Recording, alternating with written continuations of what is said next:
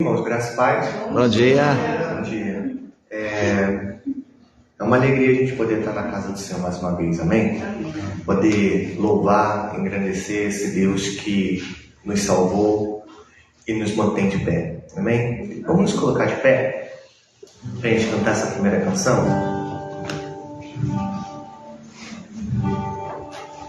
Há uma unção, já posso sentir verdadeiramente Deus está aqui. Há uma unção, já posso sentir verdadeiramente Deus está aqui.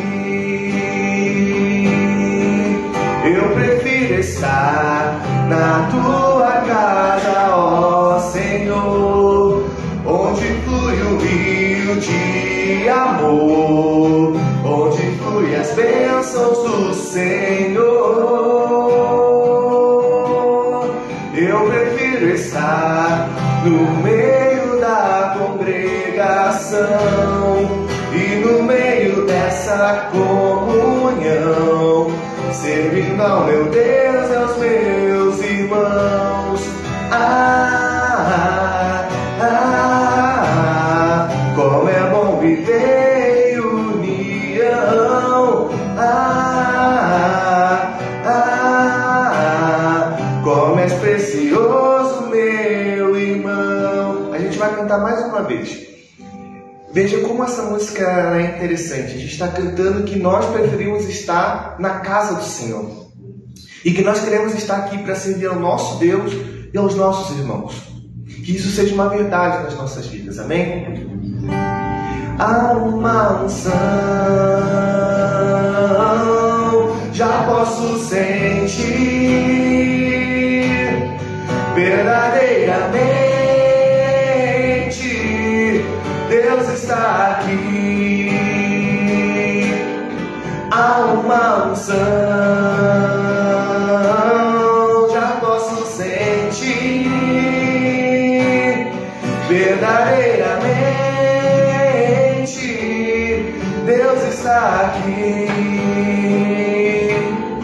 Eu prefiro estar na tua casa, ó Senhor, onde flui o rio de amor, onde flui as bênçãos do Senhor.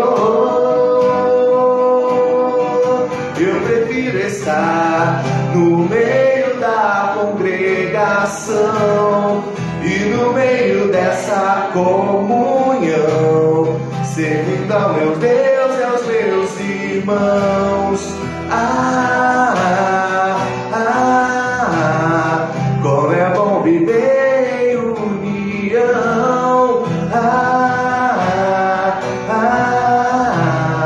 Como és precioso, meu irmão.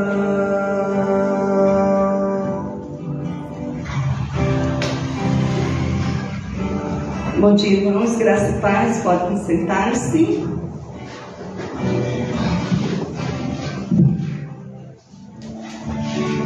Como é bom estar na casa de Deus, né? Como é maravilhoso podermos estar aqui. E como Deus, Ele une os pensamentos. Deus é Espírito, Ele sabe todas as coisas. Eu não sabia que o Mateus iria cantar essa canção e iria falar o que ele falou. E eu quero ler com vocês o Salmo 122. Hoje eu peguei uma outra versão, eu gosto da NVI, mas eu quero ler nessa versão, que é na nova linguagem de hoje, e que diz assim: Fiquei alegre quando me disseram, vamos à casa de Deus, o Senhor. E agora, aqui estamos. Posso dizer, dentro da PIB Papanduva. A PIB é uma cidade construída de novo, onde o povo se reúne. Para cá sobem as tribos de Israel, para dar graças ao Senhor, como Ele ordenou. Aqui estão os tribunais de justiça, onde o rei julga o seu povo. Ore para que haja paz na PIB de Papandu. Ó PIB, que prosperem aqueles que a amam. Que haja paz na cidade protegida por muralhas. Que haja segurança nos seus palácios. Eu amo os meus patrícios e amigos, e por isso digo que a paz esteja com vocês. Eu amo o templo do Senhor, o nosso Deus, e por isso oro pela prosperidade aqui na PIB de Papandu. Ontem, final de semana, é meu dia de postar nos nossos grupos de redes sociais, e eu não sei quem leu, porque o texto é grande, e às vezes quando a gente posta um texto grande, as pessoas não leem, né? A gente vê mais as figurinhas. Mas para quem leu, e para quem não leu, eu vou estar lendo para vocês. O texto dizia assim: Amados irmãos, participo que irei mudar de congregação. Estou procurando uma igreja para congregar. Então resolvi ligar e pedir um conselho ao apóstolo Paulo para escolher e saber quem escolher. Alô? É o apóstolo Paulo? Sim, é ele. A paz do Senhor Jesus. Amém, irmã? Desculpe o incômodo, mas estou precisando da sua ajuda. É que eu ando decepcionado com a igreja a qual pertenço. Estou procurando outra para congregar. Estou pensando em congregar na igreja em Corinto. O que o Senhor me diz? Olha, a igreja de Corinto é boa, mas tem grupinhos. Tem inveja, contendas, brigas que vão parar nos tribunais de justiça. Tem até alguns fornicadores. E a igreja de Éfeso? É uma igreja alicerçada na palavra, mas ultimamente tem muita gente sem amor por lá. E Tessalônica é boa, mas tem alguns desordenados que não gostam de trabalhar. E se eu for para Filipos até que é uma igreja boa, mas a irmã Evódia e a irmã Sintique se desentenderam e estão sem conversar, mas cantam todo culto no coral do círculo de oração. Então eu acho que eu vou mudar para Colosso. Olha, em Colossos tem um grupo que está até cultuando anjos. Que coisa! E se eu for para a igreja de Gálatas? Bem, lá tem alguns cristãos que querem se devorar entre si. Nossa, não sabia que era tão difícil achar uma igreja perfeita.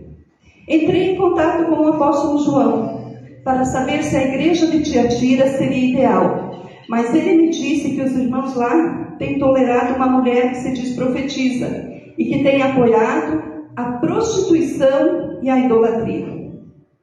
Pensei na possibilidade de ir para Laodiceia, mas João me disse que os seus membros são muito orgulhosos, materialistas e mornos espiritualmente.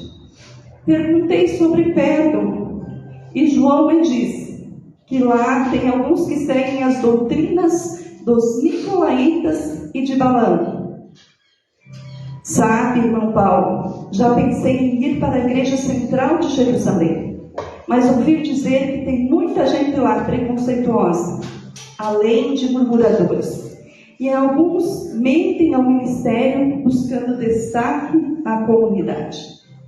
E agora, o que eu faço? Você precisa entender que há joio no meio do trigo. Em todo lugar, muitos cristãos são genuínos, mas estão em processo de aperfeiçoamento. Alguns mais maduros, outros ainda imaturos. Um dia haverá uma igreja perfeita, mas nem eu, nem você poderemos entrar lá nesse corpo corruptível. Portanto, meu conselho é que, enquanto isso, você coloque-se à disposição de Deus para se tornar um membro saudável na edificação do corpo de Cristo, para a salvação de muitos e para a glória de Deus. Quando for à igreja, não vá atrás de um culto que te agrade, mas ofereça o seu melhor, um culto que agrade a Deus.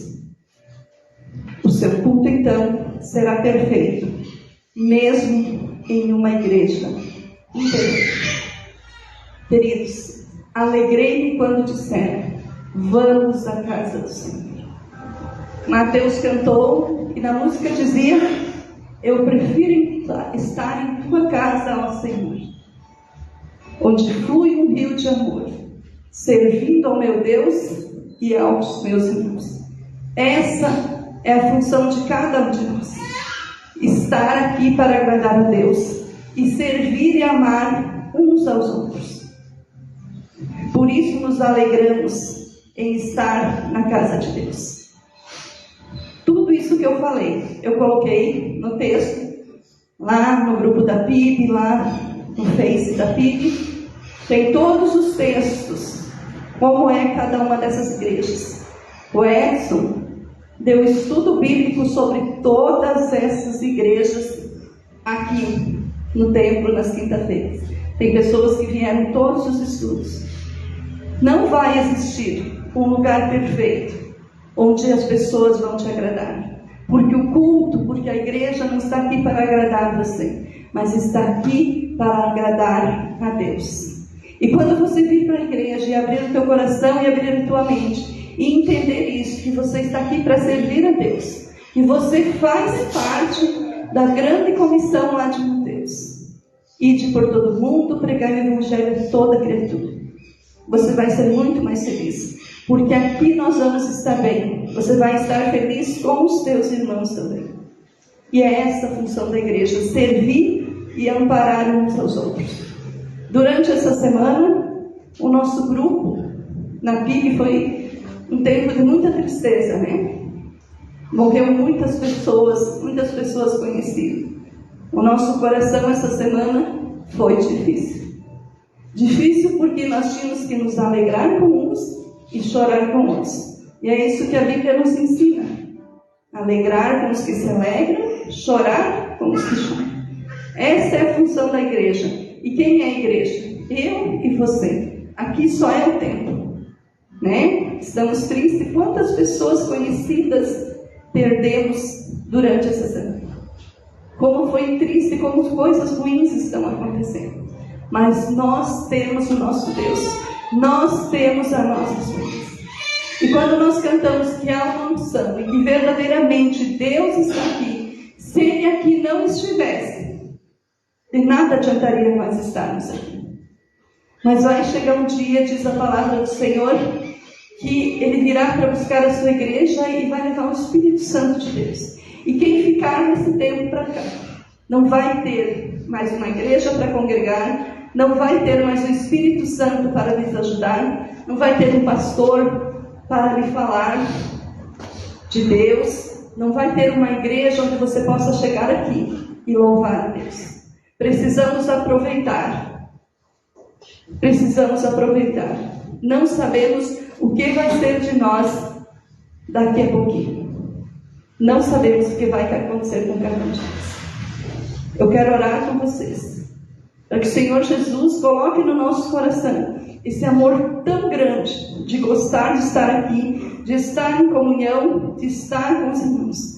Depois nós vamos cantar novamente essa canção que o Mateus cantou no começo, mas cantar realmente colocando que você prefere estar nos átrios do Senhor, servindo a Deus e aos irmãos. Vamos orar. Querido Deus, nesta manhã nós te louvamos, nós bendizemos o teu nome, nós glorificamos o teu nome, porque tu és bom, Senhor, porque a tua bondade, a tua misericórdia sobre nossas vidas, que mesmo nesse tempo que passamos por momentos tão difíceis, momentos de luto, momentos de dor, momentos de doenças, tu estás conosco. Além de tu nos ajudar, Senhor, tu tens enviado pessoas para cuidar de nós. E nós te louvamos por isso. Pedimos, Deus, que a tua unção seja sobre esse lugar de uma maneira tão grande. Que cada um que aqui se encontra, e aqueles que estão em casa também, Senhor, possam sentir o teu Espírito Santo. Que nos momentos que nós não podemos orar e não podemos clamar, que tu possa ler, Senhor, as nossas lágrimas, e que com gemidos inexprimíveis o Espírito Santo leve até ti todos os nossos pedidos, as nossas dores e as nossas angústias. Que possamos estar alegres na tua casa, Senhor. Nos abençoa nesta manhã, em nome de Jesus. Amém. Vamos nos colocar de pé.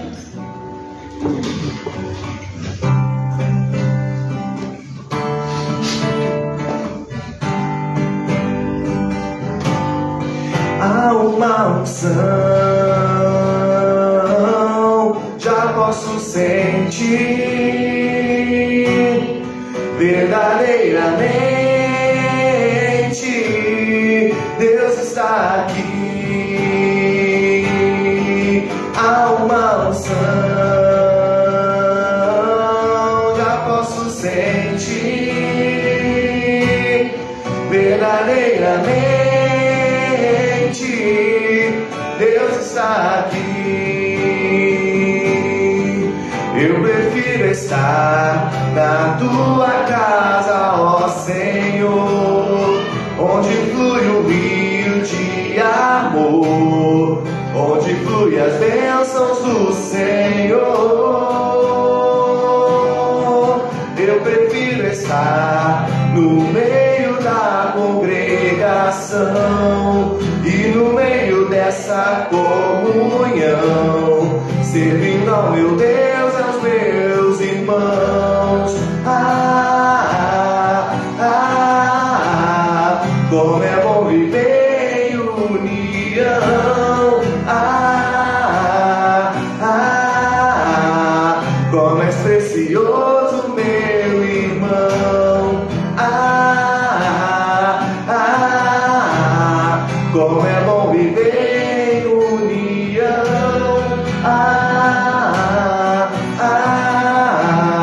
Como és precioso, meu irmão. Amém. A gente vai cantar uma canção que a Margarete falou que não é cantada mais ou menos desde a criação do mundo. Eu vou pedir para o Essel colocar Isaías 61, do 1 ao 3, por favor. Só confirmar. Isaías 61, do 1 ao 3. Isaías 61, versículo 1 ao versículo 3. A palavra de Deus diz assim: O Senhor Deus me deu o seu Espírito, pois Ele me escolheu para levar boas notícias aos pobres. Ele me enviou para animar os aflitos, para anunciar a libertação aos escravos e a liberdade para os que estão na prisão. Ele me enviou para anunciar que chegou o tempo em que o Senhor salvará o seu povo, que chegou o dia em que o nosso Deus se vingará dos seus inimigos. Ele me enviou para consolar os que choram, para dar aos que choram em Sião uma coroa de alegria em vez de tristeza, um perfume de felicidade em vez de lágrimas, e roupas de festa em vez de luto. Eles farão o que é direito, serão como árvores que o Senhor plantou para mostrar a todos a sua glória. Nós vamos cantar essa música, e essa música que a gente vai cantar, ela é baseada nesses 3 versículos. Na verdade, ela é esses 3 versículos. E que a gente possa falar como Isaías falou, que nós possamos ser essas pessoas que espalham alegria, que consolam os que choram, como a Marga estava falando, e que nós possamos evangelizar, levar as boas novas para aqueles que estão oprimidos, falar que Jesus liberta para aqueles que estão escravizados no pecado, que nós possamos ser esse vetor, que nós possamos ser esse instrumento nas mãos de Deus para salvar mais e mais pessoas. Amém? O Espírito do Senhor está presente para consolar. É Deus com a gente exaltando vida, força para caminhar. O Espírito do do Senhor está presente para consolar. É Deus com a gente exalando vida, força para caminhar. Ele nos ungiu para pregar libertação e quebrar cadeias, para restaurar o coração e anunciar o ano aceitável do Senhor, a fim de que se chamem, a fim de que se chamem, a fim de que se chamem carvalhos de justiça. Quem conhece essa música, levanta a mão. Amém. Então, ó, quem não conhecia agora já conhece. Agora a gente pode cantar mais forte. Vamos cantar que, veja, é Deus com a gente exalando vida. Nós precisamos realmente fazer isso como igreja. Amém? O Espírito do Senhor está presente para consolar. É Deus com a gente exalando vida, força para caminhar. O Espírito do Senhor está presente para consolar. É Deus com a gente exalando vida, força para caminhar. E Ele nos ungiu para pregar libertação e quebrar cadeias, para restaurar os corações e anunciar o ano aceitável do Senhor, a fim de que se chamem, a fim de que se chamem, a fim de que se chamem carvalhos de justiça. Ele nos ungiu para pregar libertação e quebrar cadeias, para restaurar os corações e anunciar o ano aceitável do Senhor, a fim de que se chamem, a fim de que se chamem, a fim de que se chamem carvalhos de justiça, a fim de que se chamem, a fim de que se chamem, a fim de que se chamem carvalhos de justiça. Amém. Que nós possamos realmente glorificar o nosso Deus com os nossos atos, que nós possamos glorificar o nosso Deus com a nossa vida e que possamos ser realmente carvalhos de justiça. Que a nossa vida seja simplesmente e unicamente para glorificar ao nosso Deus. Amém? Nós vamos cantar uma outra música que se chama Consagração. Nesse momento os irmãos podem trazer seus dízimos e suas ofertas.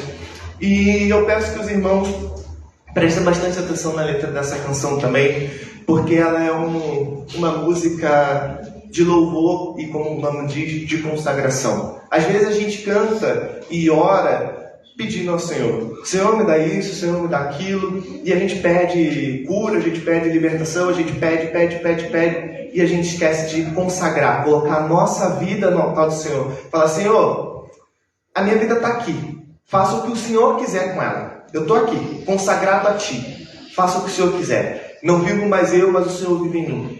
E essa música, ela traz um pouco isso à nossa memória, para a gente lembrar que a gente precisa estar constantemente consagrados ao Senhor. Não só os nossos bens, mas tudo. A nossa vida, os nossos bens, os nossos talentos, os nossos recursos, tudo deve estar consagrado ao nosso Deus. Amém? Ao Rei dos Reis consagro tudo o que sou. De gratos louvores transborda o coração.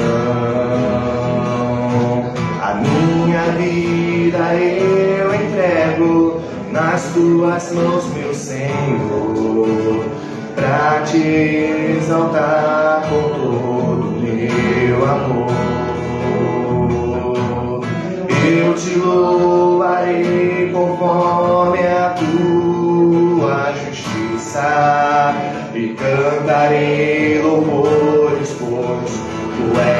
Altíssimo, celebrarei a Ti, ó Deus, com meu viver. Cantarei, contarei as Suas obras, pois por Suas mãos foram criados terra, céu e mar e todo ser que neles há.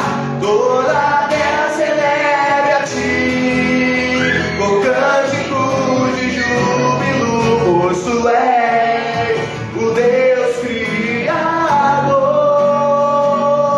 Toda a terra celebre a Ti, só a Ti, com cânticos de júbilo, pois Tu és o Deus Criador. Celebrarei a Ti, ó Deus, com meu viver. Cantarei e contarei as Suas obras, pois por Suas mãos foram criados terra, céu e mar e todo ser que neles há. Toda a terra celebre a Ti com cânticos de júbilo, pois Tu és o Deus Criador. Toda a terra celebre a Ti com cânticos de júbilo, pois Tu és o Deus Criador. Que toda honra, toda glória seja dada ao nosso Deus, amém? A honra, a glória, a força e o poder ao Rei Jesus, e o louvor ao Rei Jesus. Vamos cantar forte, igreja. A honra, a glória, a força e o poder ao Rei Jesus, e o louvor ao Rei Jesus. Deus querido, que toda honra, que toda glória, que toda força seja dada somente a Ti. Nós Te louvamos, Senhor, como igreja, e nós Te adoramos, Pai amado, e nós queremos, Senhor querido, consagrar as nossas vidas a Ti, Pai. Que tudo aquilo que somos, tudo aquilo que temos e tudo aquilo que ainda viemos a ser, seja para glorificar o Teu santo nome, Pai. Como Isaías pôde dizer ali, que sejamos árvores de justiça, Pai, plantadas, firmes, Pai amado, espalhando a Tua glória, Pai amado, que ao olharem para nós possam ver o Senhor, Pai, e que as nossas vidas possam ser instrumentos para salvar e transformar outras vidas, Pai. Seja conosco, Paizinho querido, nesse momento nós vamos estar ouvindo a Tua palavra, Pai amado, que os nossos corações possam estar abertos para receber, Senhor querido, essa semente, e que possamos, Pai amado, frutificar 100 por 1, como o Senhor fala, Pai. Nos ajuda, Pai, tenha misericórdia das nossas vidas, abençoe o irmão Edson que vai trazer essa mensagem, que ele possa estar em Suas mãos, Pai amado, e que nada dele venha, mas tudo de Ti, Pai. Que realmente, como o apóstolo Paulo nos ensina, seja Teu o querer e o efetuar, Pai amado. Ser com a Tua igreja, em nome de Jesus, amém.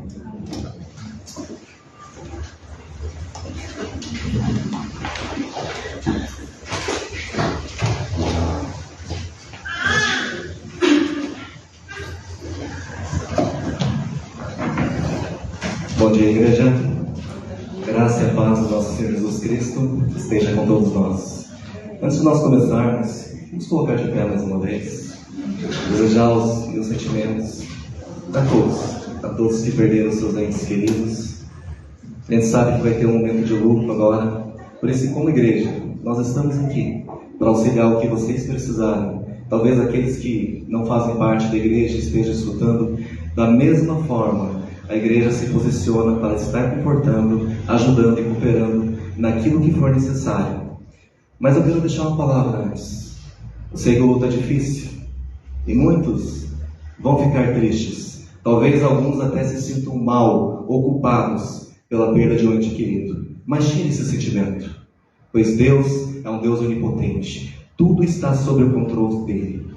Se essas pessoas tiveram, por alguma causa, faleceram, ainda Deus está no controle. Para você que ainda tem a vida, não se amargure, não se entristeça para a vida toda. Há um momento de tristeza, sim, há um momento de você chorar, mas você tem que seguir em frente, porque há outras pessoas precisando de você. Você está precisando. Então olhe para o lado, olhe para a sua família, olhe para as pessoas que estão aqui. Elas precisam de você e elas vão te ajudar a se levantar novamente. Não deixe a raiva, o ódio, a amargura dominarem o coração de vocês. Deus se faz presente, Deus é onipotente, Deus tem o controle das nossas vidas. Amém? Vamos orar mais uma vez? Obrigado, Pai. Sabemos que é um momento difícil, mas eu peço, Pai, em nome de Jesus, esteja consolando esses corações, Senhor. Tire toda a amargura, Senhor. Tire tudo aquilo que não pertence ao Senhor, Pai, para que essas vidas possam realmente passar por um tempo de luto. Mas nos ajuda, Pai, lá na frente, a se reerguerem novamente, Senhor, e a olhar ao presente, Senhor. Há outras vidas precisando delas também, Pai.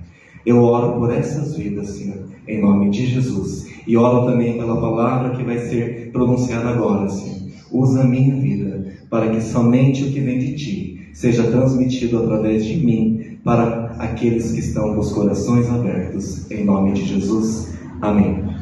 Amém? Pode se sentar, igreja.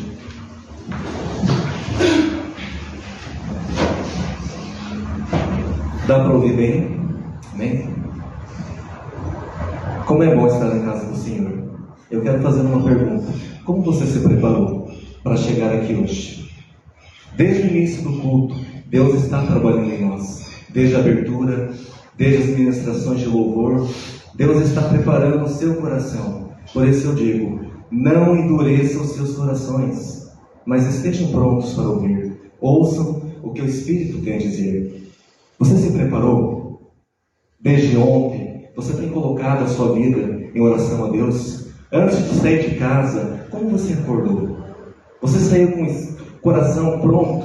Eu preciso ir para a igreja, eu preciso ouvir a palavra de Deus, eu preciso dar graças a Deus, eu preciso louvar a Deus, eu preciso ser transformado. Se você chegou aqui com esse intuito, amém. Desde que você chegou, Deus está se preparando o teu coração para a parte mais importante, que é a palavra dele. É somente a palavra dele que transforma, que muda totalmente a realidade em que você se encontra. É isso que você tem que ter nos seus corações. Amém? Eric, abra lá em Juízes, capítulo 21, verso 25. Juízes, capítulo 21, verso 25. Assim diz a palavra do Senhor. Naquela época não havia rei em Israel. Cada um fazia o que lhe parecia certo. Mais uma vez? Pode voltar, Eric. Naquela época não havia rei em Israel. Cada um fazia o que lhe parecia certo. Título de hoje: onde está o problema? Aonde está o problema? Com o decorrer da pregação vocês vão entender o título. Onde está o problema? Tempo de Juízes foi um dos piores tempos que Israel passou. Foi um dos tempos mais tenebrosos, onde o povo se encontrou mais na escuridão. Foram aproximadamente 3 séculos e pouco, 350 anos em que o povo estava na escuridão. Mas por que o povo estava nesse caos? Porque foi um dos tempos mais difíceis em Israel. Cada um fazia o que lhe parecia certo. Não havia rei. Se não havia rei, não havia governo, não havia autoridade, não havia regras. Cada um fazia o que lhe parecia certo. Se eu fizer o mal, eu achar que está certo, então está certo. Não havia governo. Vocês já assistiram aqueles filmes de Apocalipse? Aqueles filmes que passam lá no futuro, que entra pragas, o mundo está quase se acabando. E o que acontece em comum? Não tem governo, não tem rei, não tem autoridade. Cada um lhe faz o que parece certo. Essa é uma realidade que a gente vive. Quando há terremotos, enchentes, os mercados são o quê? São arrombados. As pessoas da comunidade acham que está certo ir lá tomar aquilo. Cada um faz o que acha certo. É um povo sem regra, sem autoridade, sem governo, sem uma direção a seguir. Para vocês entenderem melhor, Eric, Juízes capítulo 2. Vamos voltar lá. Juízes capítulo 2, do verso 6. Nós vamos ler ao 19. O porquê que isso aconteceu. Juízes capítulo 2. Capítulo 2, filho. Isso, do verso 6 em diante. Vamos ler até o 19 para vocês entenderem. Diz assim: depois que Josué despediu os israelitas, eles saíram para ocupar a terra, cada um a sua herança. O povo prestou culto ao Senhor durante toda a vida de Josué e dos líderes que sobreviveram a Josué e que tinham visto todos os grandes efeitos do Senhor em favor de Israel. Josué, filho de Num, servo do Senhor, morreu com a idade de 110 anos. Foi sepultado na terra de sua herança, em Timnat-Heres, nos montes de Efraim, ao norte do monte Gás. Depois que toda aquela geração foi reunida aos seus antepassados, surgiu uma nova geração que não conhecia o Senhor. Fala só um pouquinho, filho. Preste atenção, isso é importante. Depois que toda aquela geração foi reunida aos seus antepassados, surgiu então uma nova geração. Uma nova geração que não conhecia o Senhor e o que ele havia feito por Israel. Seguinte, Eric. Então os israelitas fizeram o que o Senhor reprova e prestaram culto aos Baalins. Abandonaram o Senhor, o Deus dos seus antepassados, que os havia tirado do Egito, e seguiram e adoraram vários deuses dos povos ao seu redor, provocando a ira do Senhor. Abandonaram o Senhor e prestaram culto a Baal e a Astarote. A ira do Senhor se acendeu contra Israel, e ele os entregou nas mãos dos invasores, que os saquearam. Ele os entregou aos inimigos ao seu redor, aos quais já não conseguiam resistir. Sempre que os israelitas saíam para a batalha, a mão do Senhor era contra eles para derrotá-los, conforme havia advertido e jurado a vocês. Grande angústia os dominava. Então o Senhor levantou juízes, que os libertaram das mãos daqueles que o atacavam. Mesmo assim, eles não quiseram ouvir os juízes, antes se prostituíram com outros deuses e os adoraram. Ao contrário dos seus antepassados, logo se desviaram do caminho pelo qual os seus antepassados tinham andado, o caminho da obediência aos mandamentos do Senhor.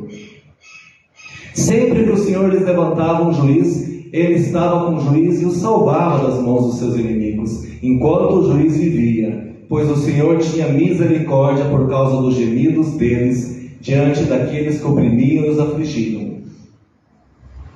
Mas quando o juiz morria, o povo voltava a caminhos ainda piores do que os caminhos dos seus antepassados, seguindo outros deuses, prestando-lhes culto e adorando-os, recusavam-se a abandonar suas práticas e seu caminho obstinado. Esse foi o tempo dos juízes. Josué morreu, todos aqueles que estavam com Josué, veio uma nova geração que não conhecia o Senhor. O que acontecia? Esse povo se rebelava contra o Senhor.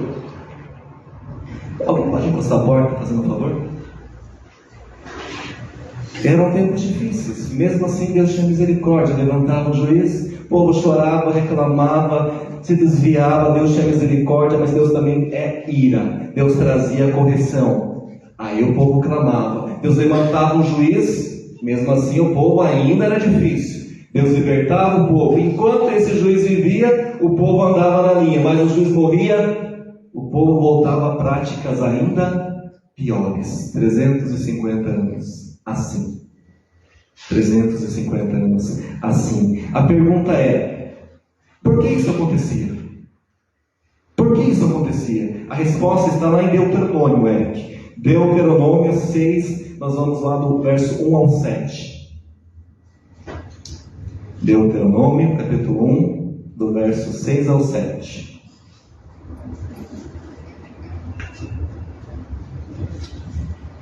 Volta para o 6. Isto. O Senhor, o nosso Deus, disse-nos em Horebe: vocês já ficaram... Não, filho, capítulo 6, tá certo? Capítulo 6. Aí é capítulo 1. Isso. Agora do verso 6 ao 7. Que todas essas palavras que hoje lhe ordeno estejam em seu coração.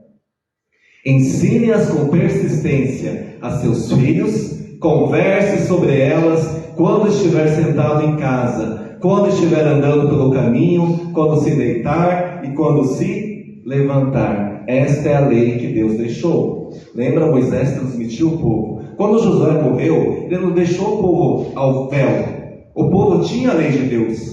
Se eles se rebelaram, se eles buscaram não obedecer aos mandamentos, aí nós temos um problema. E qual que é o problema?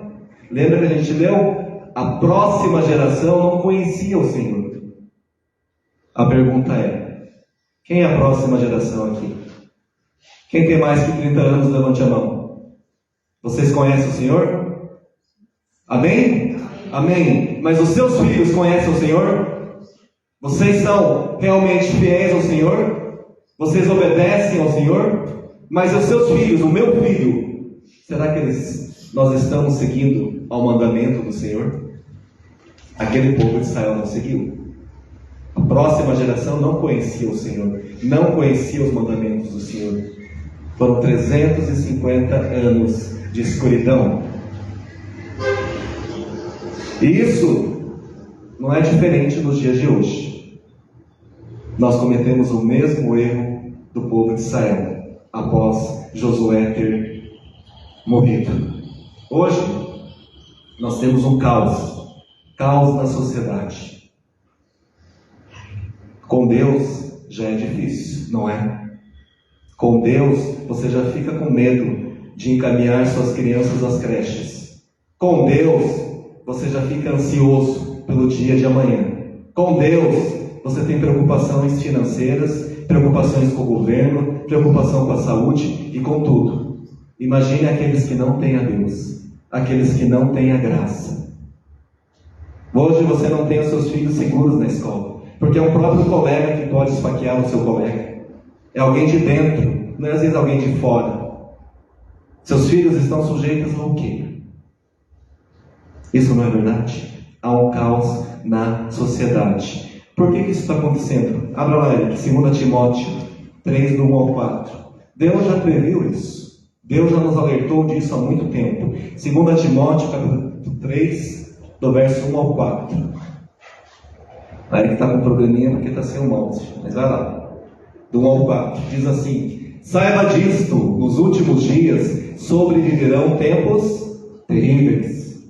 Os homens serão egoístas. Volta, filho. Avarentos, presunçosos, arrogantes, blasfemos, desobedientes aos pais, ingratos e ímpios, sem amor pela família. Para aí. Sem amor pela família.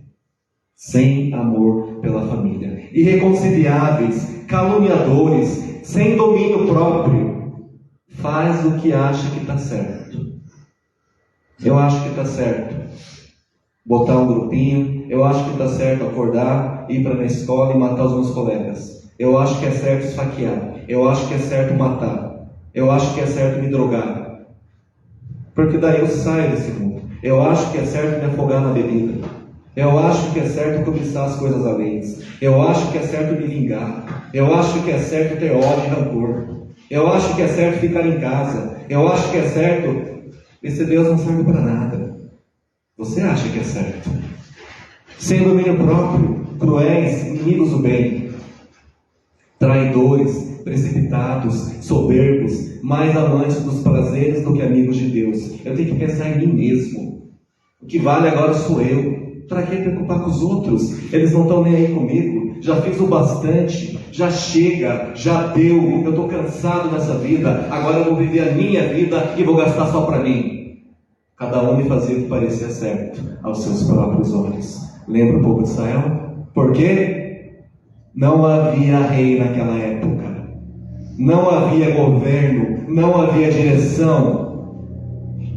Nós temos um rei que vive eternamente. Mas a escolha é sua. Servir a esse rei, Jesus Cristo, ou servir a você mesmo. Amém? É assim que está o caos na sociedade. Há um caos nas igrejas também. Há um caos nas igrejas. As igrejas, elas não estão resplandecendo a luz de Cristo. É como a Margarete comentou. Então eu vou acrescentar. Não há igreja perfeita.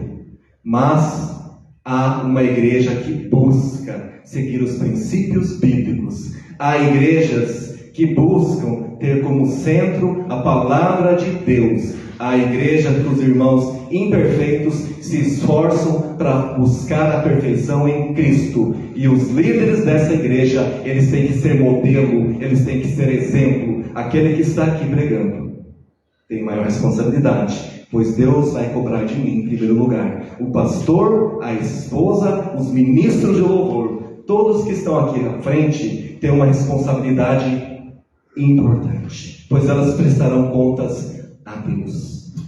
Cada um prestará contas de si mesmo. Isso não é brincadeira. Isso aqui não é um banco. Isso aqui não é uma banqueta para você apenas treinar em casa um discurso, para você fazer vocês se emocionarem, para conseguir coisas próprias. Não. Esse é um púlpito. É um local onde o Espírito Santo age em mim, age naqueles que estão aqui, onde Deus usa os seus instrumentos. E muitas igrejas brincam. Não há ordem nas igrejas, não há decência, não há zelo, não há reverência, há bagunça. Aí fica difícil vocês irem para essas igrejas. Mas sabe o que acontece? Não é você que vai abandonar essas igrejas. Deus vai tirar você dali e levar para o lugar certo. Não perfeito, mas um lugar onde você possa crescer espiritualmente, onde você possa ouvir a palavra de Deus, onde você possa ser transformado, santificado. É Deus que coloca no seu coração: eu não posso ficar mais aqui. E Deus vai te mostrar o caminho correto. Buscar-me-eis e me achareis se buscar-me de todo o coração. Agora, se você está naquele cantinho só murmurando, reclamando, misericórdia de você, nada vai mudar na sua vida. Mas agora você está vendo todos esses erros, e você orar: Senhor, eu não posso continuar assim, eu preciso escutar a tua palavra. É Deus que vai te encaminhar ao local certo. Amém? Vamos lá, em 1 Coríntios capítulo 14, vamos para o verso 33. 1 Coríntios capítulo 14, verso 33. A palavra do Senhor diz assim: pois Deus não é Deus de desordem, mas de paz, como em todas as congregações dos santos. Passa para o 40 agora, Eric. Verso 40. No mesmo capítulo, isso. Mas tudo deve ser feito com decência e ordem. Se você ler esse capítulo, o comecinho diz ordem no culto. Ali vai explicar corretamente como é que tem que ser o culto na igreja. Por exemplo, o Mateus começou no Espírito Santo a falar em línguas. Aí o Alan também, a Tânia também, e o Márcio também. Todo mundo falando em línguas. E vocês lá atrás não estão entendendo patacas de nada. Isso é ordem? Se você ler o capítulo, aqui é uma instrução correta. Tem uma ordem, uma direção, uma reverência. Se alguém falar em línguas, tem que ter um intérprete. Se vocês que estão aqui não entenderem nada, do que adianta? Do que adianta? Não tem que ter bagunça, não tem que ter show, tem que ter ordem. A palavra, o louvor que nós estamos entoando aqui é para Deus, é para vocês que estão aqui, não é para a vizinhança toda. Às vezes o vizinho aqui de trás, do lado, ele está doente. Às vezes a pessoa lá atrás trabalhou a noite inteira, ele quer dormir porque tem que trabalhar no dia seguinte. Aí se eu tiver um pensamento, abre as portas, Mateus, aumenta o volume no último, vamos fazer todo mundo escutar. Isso não é ter decência, não é ter ordem, isso é bagunça.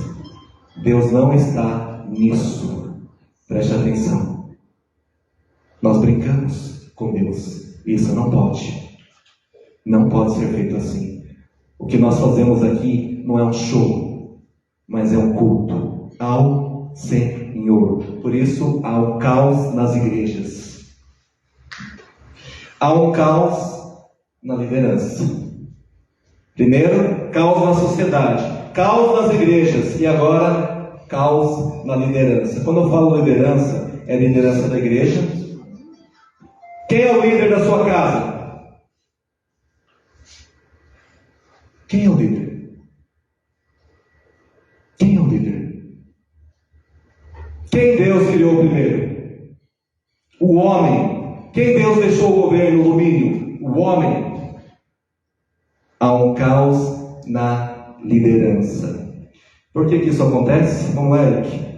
1 Timóteo capítulo 3, do verso 1 ao 12. Oséias, livro de Oséias 6, 3 diz: meu povo perece. Não sei se é o versículo 3, mas diz: meu povo perece por falta de conhecimento. Depois diz: conheçamos e prossigamos em.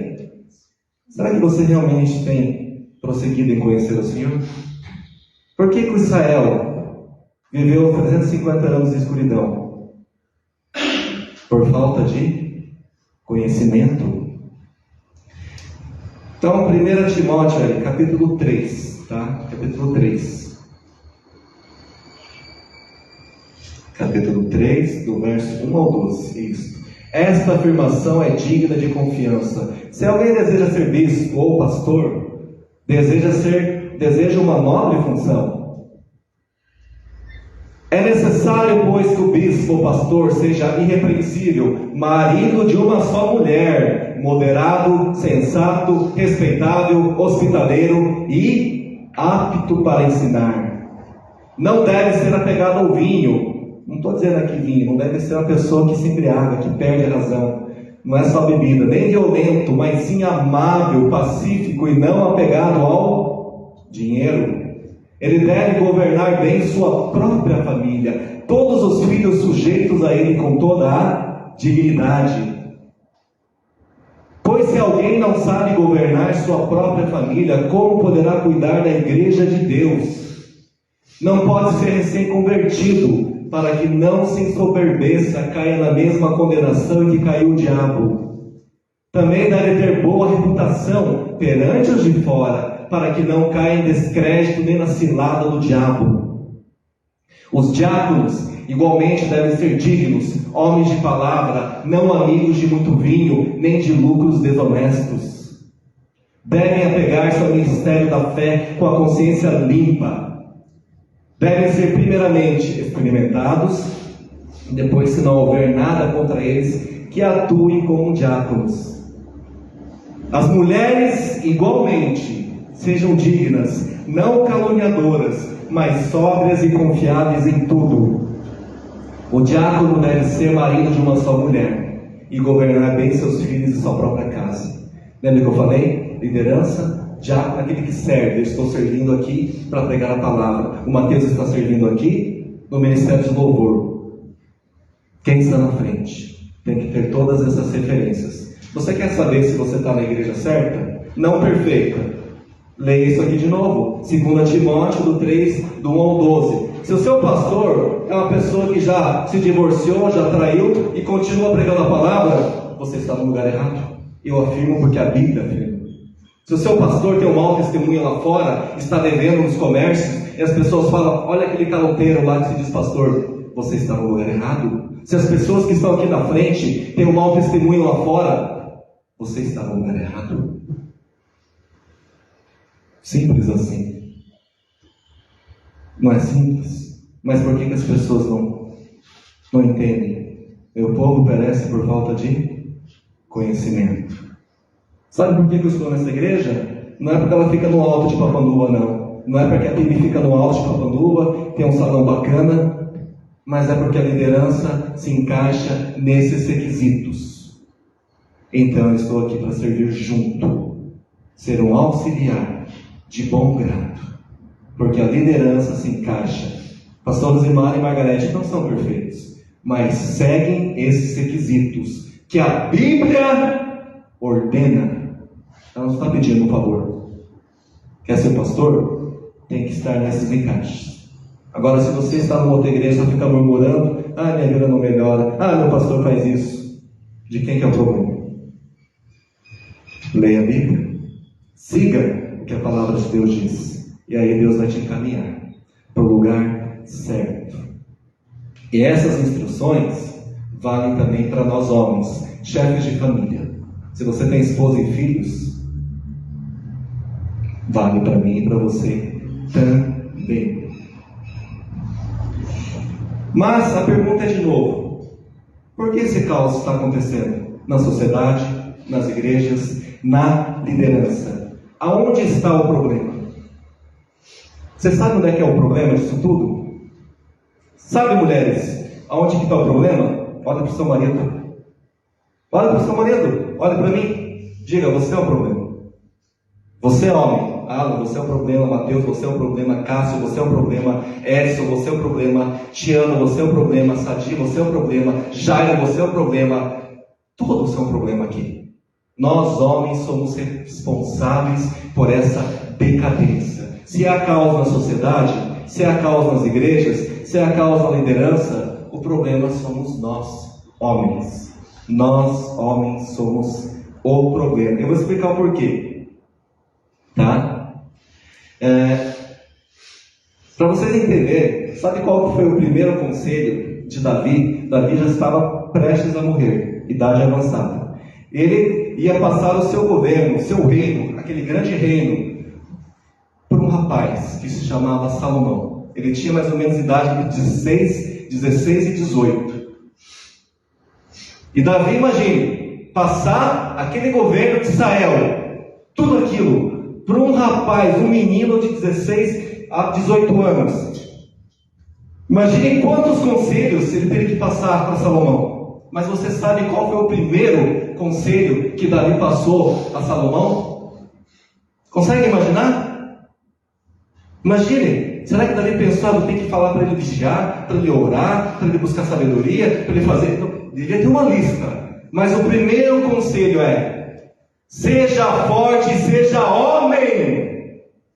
Seja forte e seja homem, Salomão. Seja forte e seja homem. Seja homem para sua mulher. A sua mulher não precisa de um menino, precisa de um homem. Israel não precisa de um menino, precisa de um homem.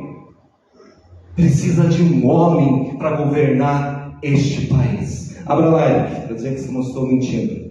1 Reis, capítulo 2. 1 Reis, capítulo 2, no verso 1 ao 2. Ai, filho, seja homem, ache o versículo. Vamos lá, 1 Reis, capítulo 2, do verso 1 ao 2. Isto. Quando se aproximava o dia de sua morte, Davi deu instruções a seu filho Salomão. Seguinte: estou para seguir o caminho de toda a terra, por isso seja forte e seja homem. Aí vem a sequência. A pergunta é, isso para vocês também, mulheres: que conselhos vocês têm dado para os seus filhos? Você tem ensinado o seu filho a ser forte? Porque para ser homem tem que ser forte. Não dá para não chegar lá: oi, mamãe. Né? Essa sociedade, esse mundo que jaz no maligno, final dos tempos, tem tirado a masculinidade. Tem fabricado homens, eu não posso falar exatamente, são homens, mas são. Veja só pelas vestimentas.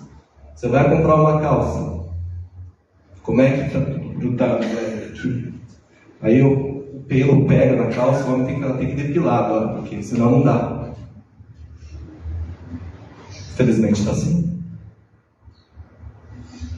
Tempos difíceis, eu entendo. Acho que no tempo de seu Sadia, lá o pai dele ensinava esse homem o quê? No cabo do machado, certo? Pega a enxada, rapaz, seja homem! E hoje, a gente está recebendo uma sociedade que é o quê? Tem que comprar para o seu filho. Roupa da marca, da Nike, tênisinho. Nada contra quem tem isso.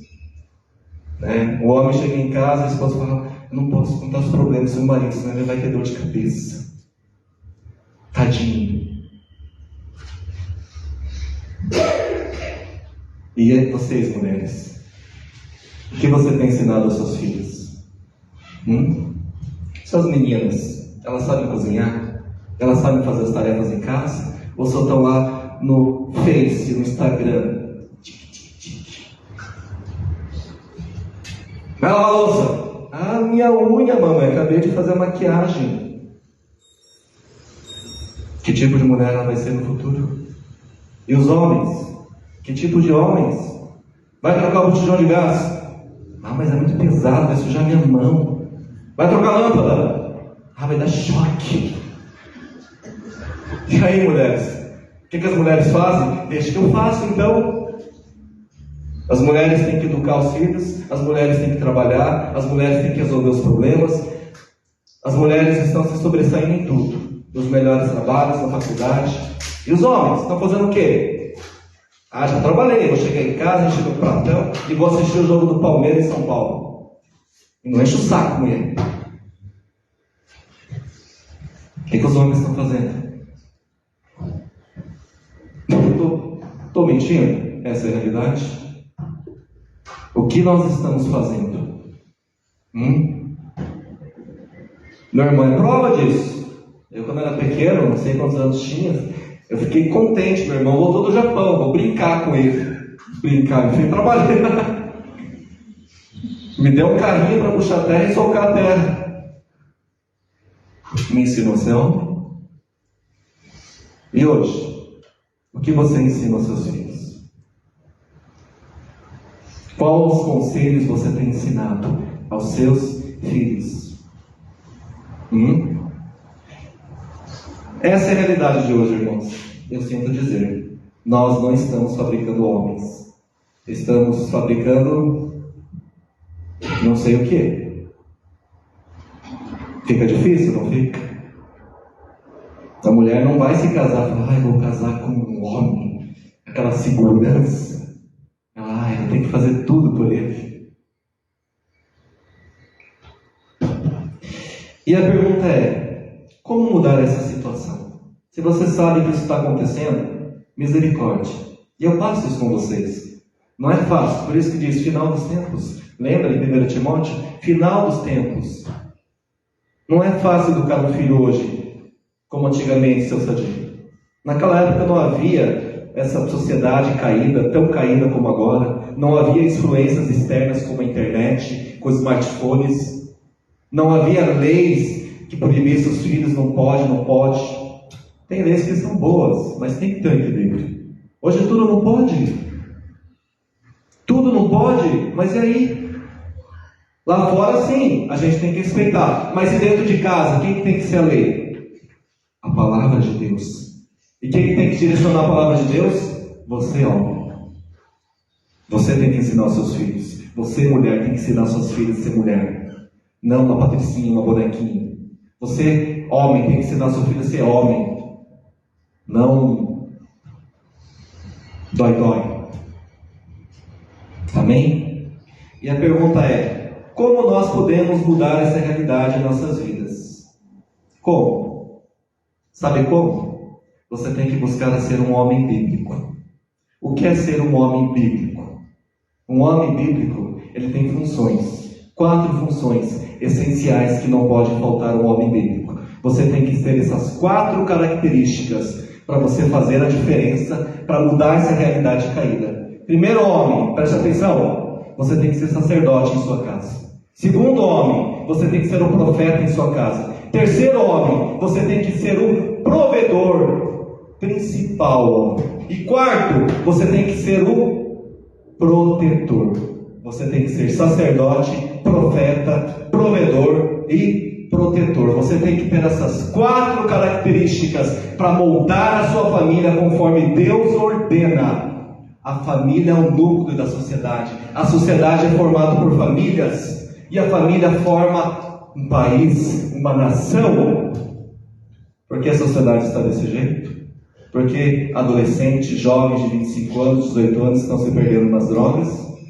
É culpa da igreja? Não. É culpa da escola? Não.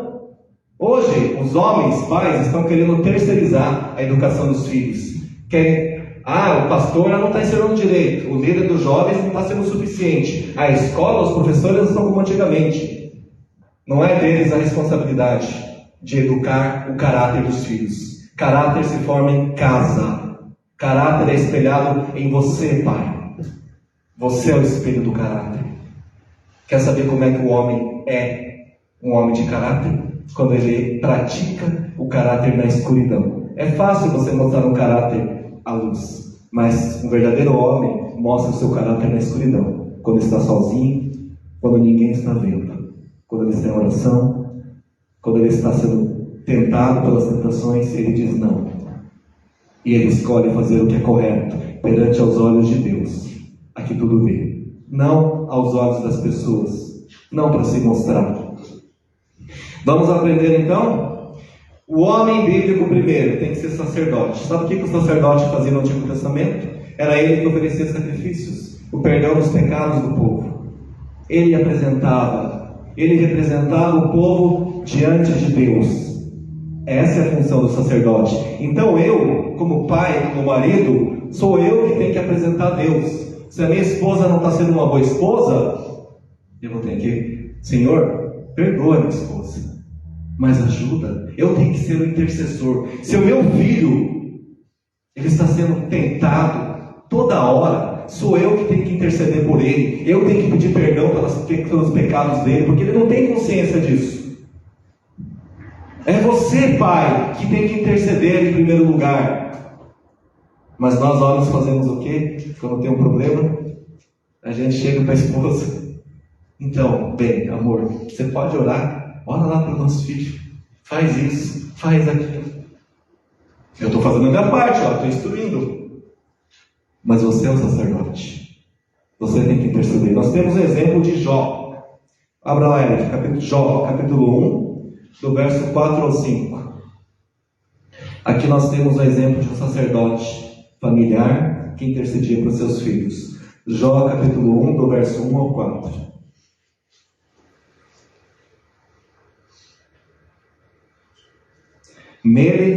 Jó. Eu deixei salvo no favoritos, filho, nem sei. Jó.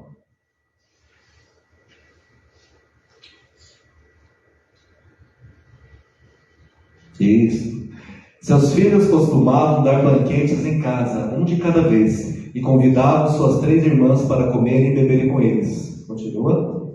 Terminando o período de banquete, Jó mandava chamá-los e fazia com que se purificasse de madrugada. Ele oferecia um holocausto em favor de cada um deles, pois pensava: talvez os meus filhos tenham lá no íntimo pecado e amaldiçoado a Deus. Essa era a prática constante de Jó. Essa é a preocupação que o pai tem que ter com o filho. Eu tenho que pedir perdão pelos pecados dele, até ele se firmar na fé, até ele ter maturidade. Eu tenho que interceder por ele. É minha função como sacerdote me ajoelhar perante o Senhor e interceder pela minha família. Não precisa responder, mas é algo para você pensar. Você tem feito isso? Você tem feito isso, homem? Se você não tem feito isso, não é estranho que seus filhos estão esquisitos. Não é estranho que a sociedade está desse jeito. Você tem sido sacerdote em casa? Segundo, nós temos que ser o profeta. O que o profeta fazia? Ele ia até Deus, ou Deus ia até ele. Deus falava com o profeta, e o profeta fazia o quê? Transmitia a mensagem para o povo. Vamos lá, Lucas capítulo 3, um grande exemplo é João Batista. Lucas capítulo 3, do verso 1 ao 3.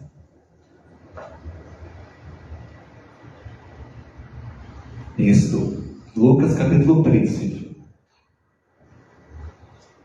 No 15º ano do reinado de Tibério César, quando Pôncio Pilatos era governador da Judéia, Herodes, tetrarca da Galileia, seu irmão Filipe, tetrarca da Itureia, e Traconites e Lisânias, tetrarca de Abilene. Continua. Anás e Caifás exerciam o sumo sacerdócio. Foi nesse ano que veio a palavra do Senhor a João, filho de Zacarias, no deserto.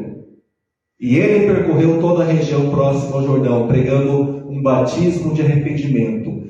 Arrependam-se, arrependam-se. A palavra vem para o profeta. Mas esse profeta, ele tinha comunhão com Deus. Lembram? Ele foi separado desde o ventre. Como é que eu vou ser profeta em casa? Eu tenho que me debruçar na palavra de Deus. Eu tenho que procurar a Deus em oração. Eu tenho que meditar na sua palavra. Eu tenho que ler a sua palavra. E aí o que Deus vai fazer? Deus vai falar comigo. E eu vou ter que fazer o quê? Transmitir. Olha, filho, a palavra de Deus diz assim: o jovem tem que andar assim, assim, assim, porque esse é o correto. Se você não o fizer, vai acontecer isso, conforme a Bíblia diz. Mulher, esposa, você tem que ser assim, moderada, não caluniadora. Mulher, você tem que aconselhar, você tem que ser a fortaleza em casa. Se a sua esposa está com dúvidas sobre algo, eu preguei aqui hoje, ela não entendeu. Lembra em Coríntios? Vocês vão ver. A mulher tem que chegar em casa e perguntar para quem? Para ela mesma no espelho? Ela tem que perguntar pro marido. Agora a pergunta é: marido, você está apto para ensinar? Como é que você se torna apto para ensinar? Quando você estuda a palavra de Deus, quando você faz parte de uma congregação. Se você não entende, você faz discipulado com o pastor. Você procura, você lê a Bíblia. Se você não entende, você liga para alguém, para o seu pastor, para o seu líder. O que significa isso? Porque eu preciso saber, eu preciso estar apto a ensinar, a instruir os meus. A pergunta é: homem, você tem feito isso? Terceiro, provedor. Provedor. O que é um provedor? É aquele que provê. Ele tem que prover o quê? O básico: moradia, sustento, comida, vestimento. Esse é o provedor. Nós temos exemplo de José do Egito, provedor. Deus usou a vida dele com grande sabedoria. Ele proveu para todo o Egito e para todas as outras nações. Agora a pergunta é: homem, você tem feito isso? Nós sabemos que ainda vivemos em tempos difíceis, onde as mulheres trabalham. Que bom! E você, homem, tem se acomodado nas suas mulheres? Ou você tem um espírito que fala: não, eu preciso trabalhar, eu preciso ser o provedor dessa casa? Você tem tido orgulho de homem? Tem homens que tá bom, a mulher está trabalhando, está ganhando bem, então fica aqui em casa, faxinando, cuidando dos filhos. Isso não é ser o provedor. O provedor é o homem. E se a mulher ganha mais, não tem problema, se esforce também. Ah, mas está difícil. Está difícil? Se esforce. Se você não ganha bem, é por quê? Porque você não estudou, não tem um emprego melhor. A sua esposa estudou, mas e aí, vai ficar nessa? Se esforce. Está no ambiente de trabalho de fábrica, então você pode se esforçar para subir de cargo. Agora, se você é um preguiçoso, só trabalha com obrigação, vai ficar na mesma. Eu estou falando porque eu entendo. Está achando que o Edson nunca trabalhou em fábrica? Eu trabalhei 15 anos em fábrica. Acho que olhando assim, aquele japonês bonitinho nunca pegou no pesado. Eu trabalhei em prensas de 300 toneladas, óleo. Eu sei que é trabalhar de dia e de noite. Quando precisou, eu trabalhava das 7 às 11 e fazia hora extra na massagem até meia-noite. Por quê? O homem tem que fazer isso. Porque a mulher tem que ser segurança em você, homem. Se as dificuldades chegarem e baterem na sua porta, a mulher tem que ter segurança. O meu homem vai prover. E se a mulher olhar para você e falar: ixi, está feio o negócio. Esse daí não consegue levantar nem o traseiro do sofá. E aí? É o homem que tem que ser o provedor. Ele tem que prover. E não só a parte física, material, mas a espiritual. O homem tem que prover o lado espiritual da esposa e dos filhos. O homem tem que trazer a palavra de Deus à sua família. Lembra do Deuteronômio? Qual era a instrução? Será que nós temos feito isso? E por último, nós temos que ser protetor. Nós temos a figura agora de protetor de Moisés. Lembra que Moisés foi para Midian? Ele encontrou as filhas de Jetro. Elas estavam perto do poço. E aí vieram os pastores expulsar elas. O que a figura masculina de Moisés fez? Moisés ficou pensando: ai, eu vou esperar chegar mais gente. Ai, eu não posso com eles. Moisés foi lá e resolveu o problema. Ele protegeu as filhas de Jetro. Ainda deu água para o rebanho delas. Moisés se colocou entre as mulheres e entre o mal. Você é homem. Você tem se colocado diante da sua esposa e do seu filho contra todo o mal que esse mundo oferece, contra o mal que Satanás traz? Você tem sido escudo e fortaleza? Você tem defendido a sua família? E isso vale para os dois lados, homem. A mulher tem que sentir segurança em você. Fisicamente, sim. Por isso que eu vou falar mais uma vez. Este mundo jaz do maligno, está tirando a nossa masculinidade. Eu tenho que me esforçar para ser mais macho. Macho homem. Eu já fui mais macho quando eu tinha 12 anos. Sabia? Minha esposa brinca: vai matar uma barata essa. Ai, amor, que nojo. Eu falo: misericórdia. No que eu estou me transformando?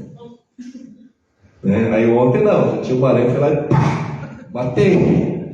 Mostrei: ó, matei a aranha. O que nós estamos nos tornando? Por que a gente está se tornando assim, ó? Lembra que Paulo nos orienta? Renove a sua mente. Não se amolde aos padrões desse mundo. Sem perceber, eu e você, homens, eu, estou falando de mim também, não só de você, nós estamos nos amoldando aos padrões desse mundo. Né? Você vai no balanço e encontra a calça justa. Então vai essa mesmo. Você vê programas de TV, séries, o que você vê? Homens fracos, homens débeis, homens que abaixam a cabeça para a mulher, e a mulher, pai! Aí nós vemos propaganda de material de limpeza, não é mais a mulher, é o homem. Isso aqui limpa tudo. Esfrega, esfrega, esfrega. O que está acontecendo? Onde está indo a nossa masculinidade? Como é que a mulher vai te desejar, né? Aí fica difícil, né? Não fica difícil? E eu ainda aprendi no meu tempo que o homem tem que ser homem. Tem que ter pelo no sovaco. Nada contra quem tirar. Mas eu sou assim. O homem tem que ter pelo. Aqui, ó. São princípios, masculinidade. Se você quer tirar por higiene, ok.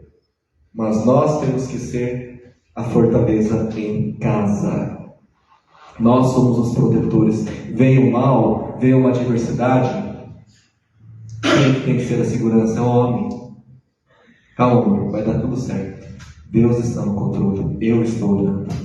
Vem as dificuldades financeiras. Calma, amor. Se der problema, nós vamos fazer isso. Eu vou dar um jeito. Eu largo o meu emprego. A gente faz isso, faz aquilo. Mas vai se resolver. Você tem passado essa segurança para sua esposa? Você tem sido homem? Ou a esposa chega: amor, aconteceu isso. Mulher, estou cansado disso. Surtou o homem. E aí? Por que a sociedade está desse jeito? A gente brinca. Graças a Deus o Márcio está aqui vivo. Mas honra e glória para o Senhor. Mas fiquei sabendo que ele foi se arrastando para o corpo de bombeiros, né? Esse é macho, né? Barbudo. Tá morrendo, tá lá. Eu vou resolver. A gente brinca, gente. Mas tem que ter cuidados. Para concluir, Eric, abre em Efésios capítulo 5. Efésios capítulo 5, do verso 22 ao 23. Aqui eu vou ler para vocês o versículo e passar uma ilustração para vocês entenderem qual foi o erro de Israel e qual está sendo o nosso erro. Do 22, primeiro, Eric. Mulheres, sujeite-se cada uma ao seu marido, como ao Senhor. Para até aí. Volta. Mulheres, sujeites. Sujeitar o quê? O que vocês acham que é sujeição, mulheres? Não vou me sujeitar, não. É humilhação. O que eu vou abaixar a cabeça para o homem? Sou mais eu. Se sujeitar é você seguir a mesma direção que o homem está encaminhando. Isso é sujeitar. Se o teu homem é um homem de Deus, está te direcionando para um local, você tem que se sujeitar a isso. Se o seu homem está te chamando a orar, se o seu homem está te chamando a fazer a obra do Senhor, se sujeite como ao Senhor. Será que nós estamos sendo homens bíblicos como o Senhor quer? Agora, ó, se você é aquele homem moderno, aí fica difícil a mulher se sujeitar, não fica? Se ela não vê segurança em você, se ela não vê propriedade, não vê que você é o protetor, não protetor, provedor, você é mais uma criança que ela tem que sustentar em casa. Fica difícil se sujeitar, não fica? Segundo, 23, Eric. Pois o marido é o cabeça, não é o cabeçudo, o cabeção, é o cabeça da mulher, como também Cristo é o cabeça da igreja, que é o seu corpo, do qual ele é o Salvador. Vou fazer uma ilustração. Vamos ver. Quem que eu vou chamar? Deixa eu ver quem que gosta. Não me chame, não me chame. Não me chame. Vamos ver quem que eu vou chamar. Chamar o Adam, tá vendo? São um casal jovem, que Deus está abençoando muito, apesar das dificuldades. Fica aqui, ó, tá? Aqui, para vocês entenderem o que é o cabeça. Vitória aqui, tá? Tá. Alan, você é o cabeça, certo? A Vitória vai te se submeter. Agora, eu quero que você vá até o Eric. Siga aí. Pode voltar. Agora me diga, qual foi a primeira parte do corpo que o Alan movimentou? A cabeça? A cabeça direcionou o corpo. Se ele não conseguisse virar com a cabeça, ele não saberia onde era que está, certo? Ele é o cabeça, ele vai direcionar. O homem bíblico tem que direcionar as finanças, tudo, segurança, tudo. É ele que direciona. Vamos para a igreja, Vitória. Vamos fazer isso, igreja. Vamos fazer isso, Vitória. Vamos continuar firmes, Vitória. Vamos orar, Vitória. Agora, fecha os olhos, Adam. Agora o cabeção está passando por um momento difícil. Não está nem enxergando nada. É aquele homem incrédulo. Não está enxergando mais. Não pode abrir os olhos. Agora, vá atrás de você, encosta sua mão naquele vaso lá que tem uma florzinha branca. Vai conseguir? Mas agora, a auxiliadora que Deus colocou, ela está atenta. Ela vai pegar na mão e vai auxiliar o cabeçudo que não enxerga mais. Brincadeira. Voltando. Você está entendendo a ilustração? Deus criou a mulher para quê? Será auxiliadora. Mas enquanto ele for um homem bíblico, estiver com os olhos abertos, é ele que tem que direcionar. Porque o cabeça, ele direciona os passos da família, ele que tem que direcionar a educação dos futuros filhos, ele que tem que direcionar em qual igreja congregar, o que fazer, os passos a seguir. Pode sentar. Obrigado. A pergunta é, homens, qual dessas figuras você tem sido? O primeiro, Alan, com os olhos abertos, que viu certinho a direção que tem que seguir, a direção de Deus, ou você foi a segunda figura que está lá, não enxerga nada? Muitos homens estão assim, que nem a segunda figura. Estão com os olhos fechados. Por quê?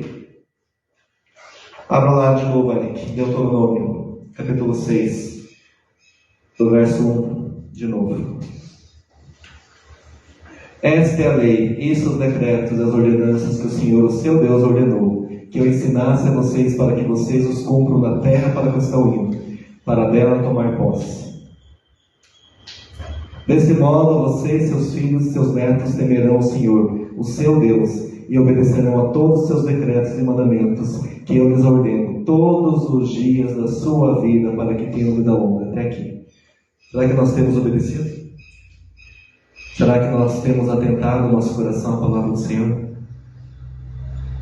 Será que nós estamos preocupados com a próxima geração? Vocês estão notando que geração após geração a sociedade tem se decaído mais e mais. Por quê? Nós somos culpados. Os nossos pais são os culpados. Cada geração que se passa, nós não temos levado a sério a palavra de Deus. O povo tem perecido por falta de conhecimento. Mas você que está aqui, você tem a oportunidade de mudar essa realidade, começando pelas suas vidas.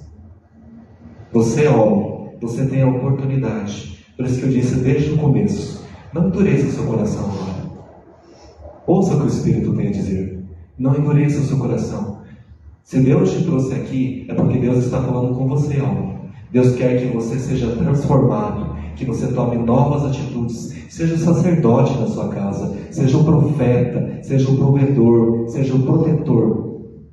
Isso vai se espalhar. Se a sua casa fizer a diferença, é uma luz numa escuridão, e essa luz vai alcançar outra escuridão, e essa luz vai se aumentando. E a gente pode ser referencial. Nós podemos ser um verdadeiro farol, onde as pessoas que estão no escuro possam ver esperança em Cristo, porque ela vai olhar para a tua vida. Olha, aquele lá está fazendo o que Deus manda, então vale a pena. Então eu quero congregar, eu quero conhecer a igreja aonde ele vai. Aí eu falo para vocês, a PIB de Papandu é abençoada, cuja liderança não são perfeitos, mas você pode falar com segurança. São líderes que seguem padrões bíblicos. Esse é o mais importante nos dias de hoje. Você quer congregar numa igreja séria? Todas as igrejas têm problemas, mas não vá congregar numa igreja onde os líderes não seguem padrões bíblicos, porque você vai ser ovelha deles. Você vai seguir. Aqui na igreja, o cabeça é Cristo. Nós seguimos a direção de Cristo. Mas muitas igrejas não é Cristo o cabeça, é o cabeçudo que está lá direcionando para tudo que é errado, porque não segue padrões bíblicos. Amém? Pedi para o Mateus estar tocando a última canção. Vamos colocar de pé para ele fazer uma oração. Por isso que mais uma vez, igreja, quando Deus colocou essa mensagem, a primeira coisa que vocês têm que entender, Deus fala sempre primeiro com o pregador. Vocês sabem? Eu sou homem que nem vocês, e eu tenho errado em muitas falhas, mas a vantagem de eu ser cristão, a vantagem de eu estar submisso a uma igreja séria, é porque Deus diariamente, noturnamente, Ele está trabalhando em nós, Ele está mudando o nosso caráter, Ele está falando comigo, para que eu seja um homem conforme a sua vontade, até o dia que nós estaremos na glória, na igreja perfeita. Mas agora, seguindo o mesmo conselho de Davi a Salomão, diga a pessoa, vai mulher, diga você para o seu marido que está aí, diga, olha aqui maridão, seja forte e homem. Vai lá, Vitória, você quer falar, então fala. Vai lá, amor, fala para mim. A Dai, se estiver escutando, pode falar que o Tiago vai escutar em espírito. Homens, sejam fortes, porque os tempos são difíceis. É hora de você se levantar e ser um verdadeiro homem bíblico. E nós temos a palavra de Deus que nos ajuda. Basta você escolher. Nós não precisamos ser que nem Israel, viver uma vida sem governo e sem rei. Nós temos um rei que vive eternamente, o Rei dos Reis, que é Cristo. E esse rei se sacrificou por mim e por você. Por isso a Ele nós servimos, porque Ele é o nosso Senhor e Salvador. Você só vive uma vida sem governo porque você escolhe isso. O nosso Rei está voltando. Obrigado, Senhor, mais uma vez. Eu agradeço pela Tua palavra, Senhor. E peço, Pai, que essa palavra, Senhor, fique em meu coração e no coração daqueles que escutaram essa mensagem. Mas não fique apenas ali, Senhor. Que ela possa crescer. Incomoda, Senhor, as nossas vidas, para que, ao chegarmos em casa, ao sairmos daqui, Senhor, possamos buscar esses padrões, possamos ser um homem, Senhor, conforme a Tua vontade, ser um homem de casa, Senhor, ser um sacerdote, ser um profeta, ser um provedor e um protetor, Senhor. E eu entendo que sozinho, Pai, eu não consigo. Eu entendo que sozinho os meus irmãos não conseguem. Por isso precisamos da Tua graça, da Tua misericórdia em nossas vidas. Muda essa nossa realidade, Senhor. Faça a diferença, Senhor, nas trevas, Senhor. Que a Tua luz possa brilhar em nossas vidas e nós possamos ser realmente usados e transformados pelo Senhor para, Senhor, trazer o Teu Evangelho a toda criatura. Assim oro em nome de Jesus. Amém.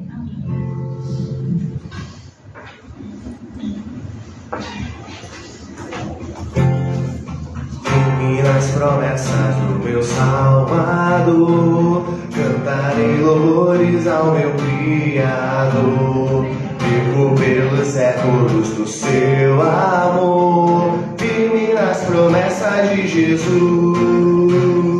Firme, firme, firme nas promessas de Jesus, meu mestre. Firme, firme, sim, firme nas promessas de Jesus. Firme nas promessas, não irei falhar. Em nas tempestades a me consternar, pelo verbo eterno eu hei de trabalhar. Firme nas promessas de Jesus.